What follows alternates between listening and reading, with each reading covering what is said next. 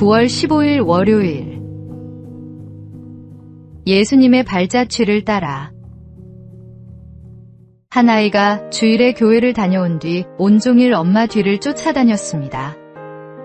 엄마는 아이가 무슨 장난을 치나 싶어 귀엽게 보았습니다. 그런데 어딜 가도 아이가 졸졸 쫓아다니다 보니 집안일을 제대로 할 수가 없어 점점 화가 났습니다. 결국 참지 못한 엄마가 아이에게 화를 냈습니다. 방에 가서 놀라고 했는데도 왜 말을 듣지 않고 엄마 뒤를 쫓아다니니? 그러자 아이가 뜻밖의 대답을 했습니다. 오늘 교회에서 선생님이 예수님의 발자취를 따라가야 한다고 가르쳐 주셨어요. 그런데 아무리 찾아도 예수님의 발자국이 보이지 않아서 가장 사랑하는 엄마의 뒤를 쫓아다녔어요. 아이의 이 대답은 순간 엄마의 마음을 멈추게 했습니다.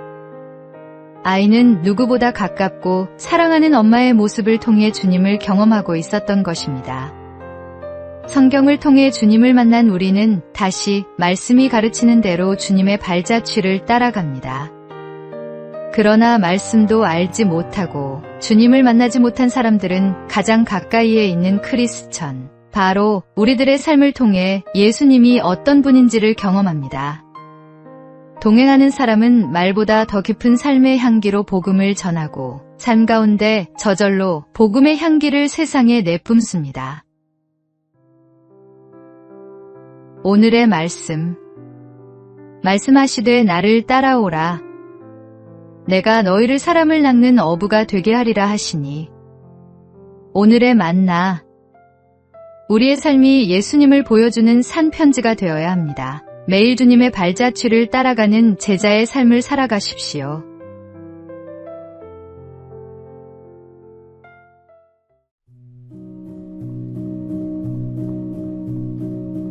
(9월 16일) 화요일. 합격 사과의 교훈. 일본 아오모리현은 일본 사과 생산량의 절반을 넘게 차지하는 유명 사과 산지입니다.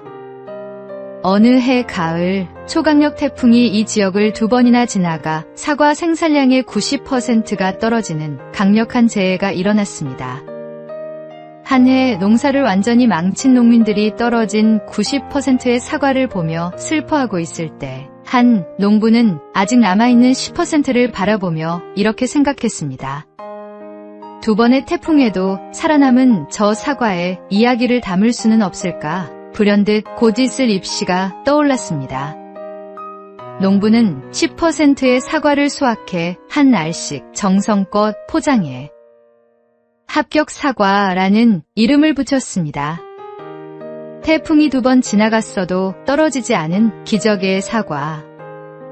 합격 사과는 일반 사과보다 가격이 10배나 비쌌지만 수험생을 자녀로 둔 부모들의 열화와 같은 성원에 웃돈을 얹어 판매될 정도로 큰 인기를 끌었습니다. 결국 순식간에 완판되었고 농부는 풍년 때보다 더 큰 수익을 얻으며 회복의 기쁨을 누릴 수 있었습니다. 땅을 보는 사람과 하늘을 보는 사람은 같은 일을 두고도 전혀 다른 해석과 반응을 보입니다. 엘리야는 세상에서 자기 혼자 믿음을 지키고 있다고 생각했지만 하나님은 바알에게 무릎 꿇지 않은 7,000명이 여전히 남아있다고 말씀하셨습니다. 우리 눈에 보이는 현실이 전부가 아닙니다. 믿음의 시선으로 보면 무너진 자리에도 기적은 숨 쉬고 있습니다. 오늘의 말씀. 소망이 우리를 부끄럽게 하지 아니함은 우리에게 주신 성령으로 말미암아 하나님의 사랑이 우리 마음에 부은 바 됨이니. 오늘의 만나. 절망적인 상황에서도 하나님의 희망을 발견하는 지혜가 필요합니다. 남은 것에 감사하며 새로운 가능성을 찾아보십시오.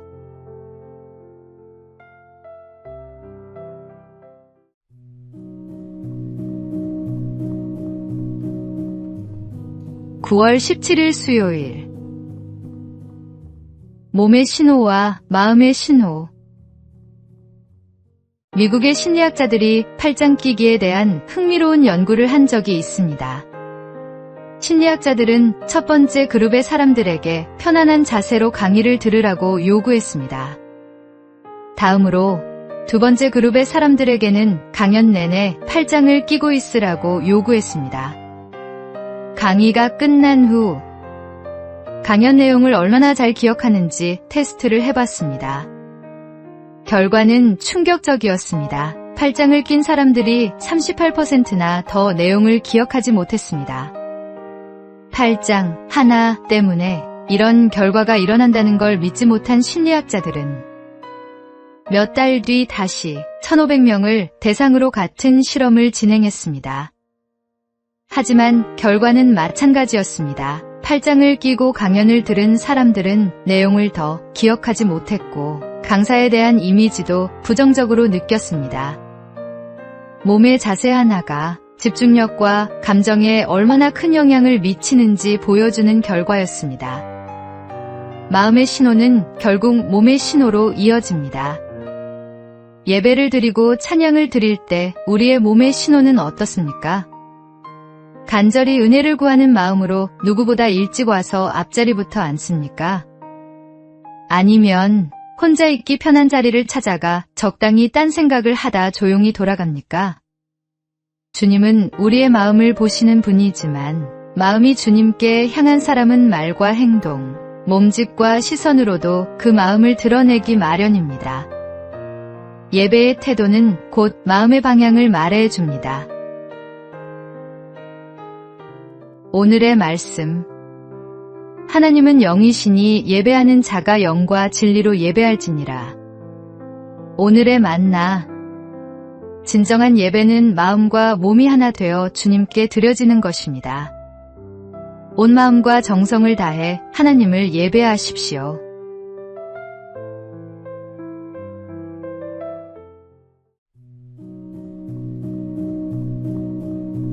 9월 18일 목요일. 교만의 5가지 가면. 한 베스트셀러 작가가 말한 교만의 5가지 가면입니다. 첫째, 두려움이라는 가면입니다. 강하고 담대하게 하나님의 일을 진행하지 못하고 두려워 피하는 것이 교만입니다. 순종보다는 회피를 택하는 마음 속 깊은 뿌리에 교만이 자리 잡고 있을 수 있습니다. 둘째, 게으름이라는 가면입니다. 마땅히 해야 할 주님의 일을 미루고 있다면 이것 또한 교만입니다. 해야 할 줄 알면서도 행동하지 않는 것이 바로 불순종이며 그것은 겸손과 거리가 멉니다. 셋째, 가식이라는 가면입니다. 하나님 앞에서조차 진짜 나의 모습을 드러내지 못하는 것은 교만입니다. 진실한 회개와 솔직함이 없이는 주님과의 친밀함도 없습니다. 넷째, 독립이라는 가면입니다. 하나님의 도움 없이 나 혼자 할 수 있다는 생각도 교만입니다. 의지하는 척하지만 실제로는 자신의 힘을 더 믿고 있는 경우도 많습니다. 다섯째, 빗나간 집착이라는 가면입니다. 철저히 예수님 중심으로 살아가지 못하는 삶은 교만입니다. 내 뜻, 내 계획, 내 방식만 고집하는 것도 결국 나를 주인 삼는 교만입니다. 우리에게 있을 수 있는 우월의식도 열등의식도 모두 교만의 다른 얼굴입니다. 끝까지 겸손하셨던 주님처럼 매일 나를 낮추며 주님을 진정한 주님으로 섬기십시오. 오늘의 말씀. 교만은 패망의 선봉이요 거만한 마음은 넘어짐의 앞잡이니라. 오늘의 만나. 교만은 다양한 모습으로 우리를 속입니다. 겸손한 마음으로 자신을 돌아보며 주님 앞에 낮아지는 삶을 살아가십시오.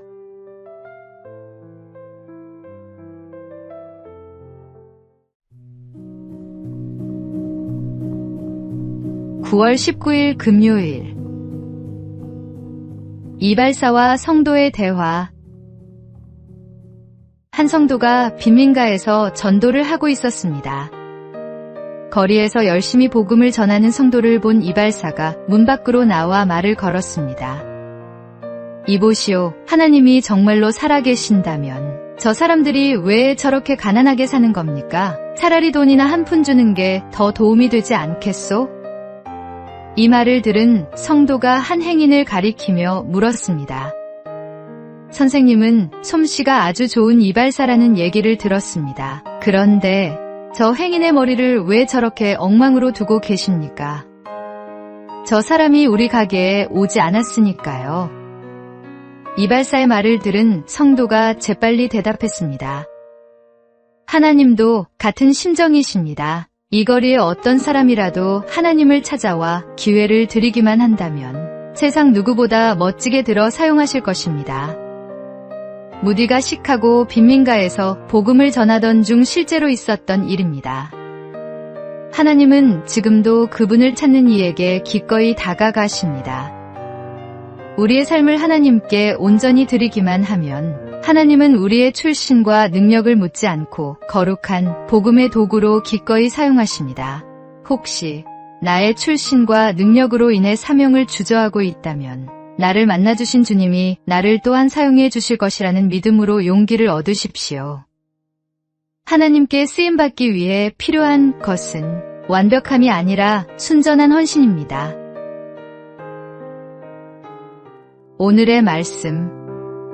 그러므로 너희는 가서 모든 민족을 제자로 삼아 아버지와 아들과 성령의 이름으로 세례를 베풀고.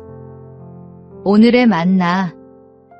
하나님은 우리의 조건을 보지 않으시고 헌신하는 마음을 보십니다. 나의 모든 것을 주님께 드리는 충성된 일꾼이 되십시오.